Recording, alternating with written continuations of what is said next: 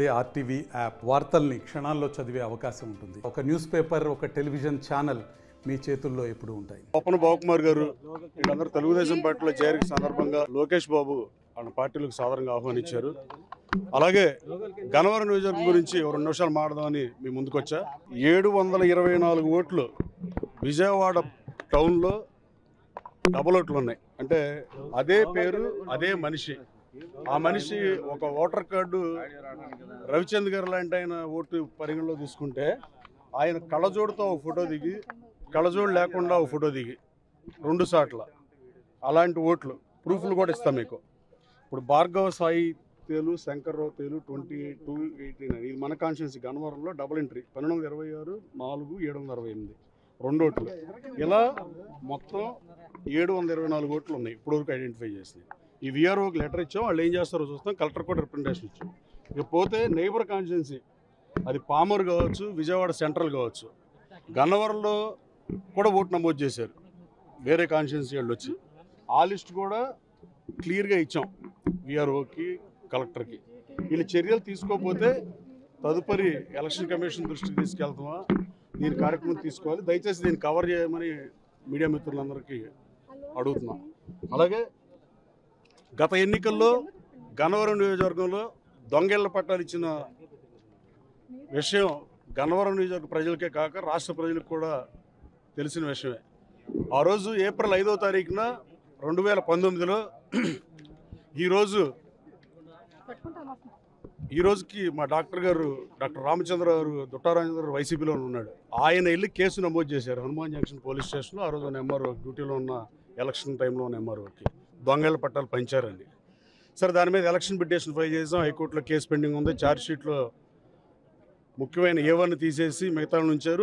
వాళ్ళలో చాలామంది ఇప్పుడు నేను తెలుగుదేశం పార్టీలోకి మారాను కాబట్టి నాతో పాటు నా సహచరులుగా మా నాయకుల పేర్లు కూడా ఉన్నాయి. అలాగే నూజివీడు కోర్టులో కూడా కేసు ఫైల్ చేసాం ఆ దొంగల పట్టాల మీద.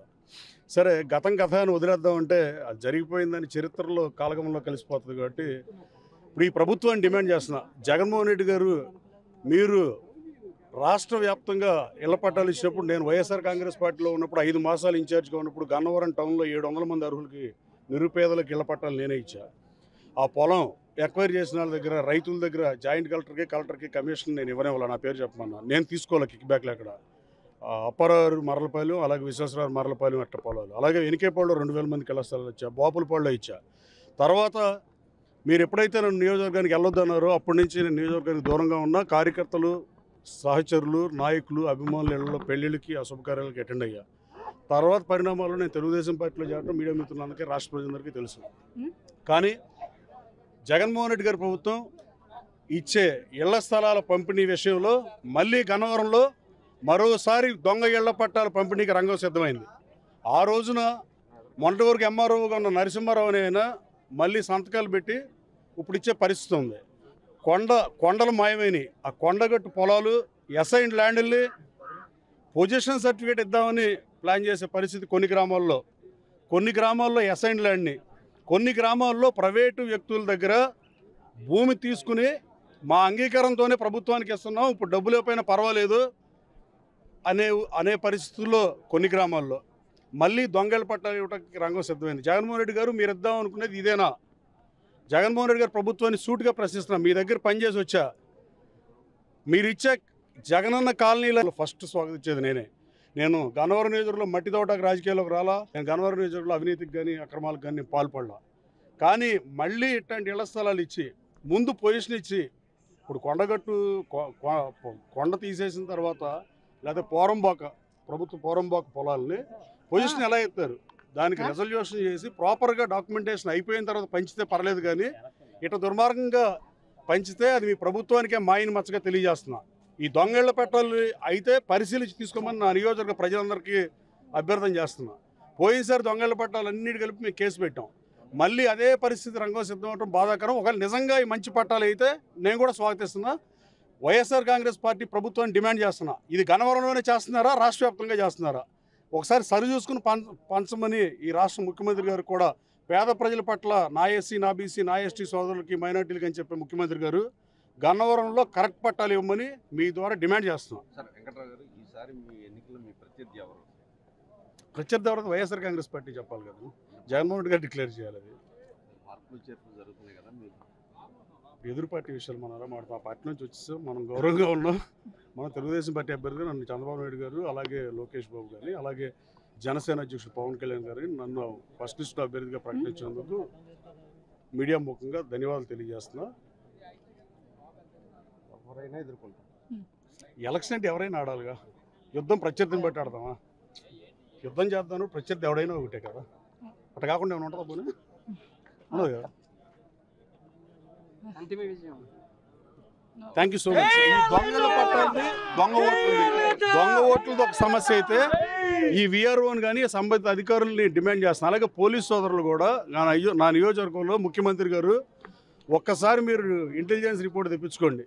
తెలుగుదేశం పార్టీ కార్యకర్తల మీద వైఎస్ఆర్ కాంగ్రెస్ పార్టీ కార్యకర్తలు దాడి చేస్తే వైఎస్ఆర్ కాంగ్రెస్ పార్టీ వాళ్ళు కూడా తెలుగుదేశం పార్టీ కార్యకర్తలను sub inspector of police press మీట్లు పెట్టే దుస్థితిలో నా నియోజకవర్గం ఉంది.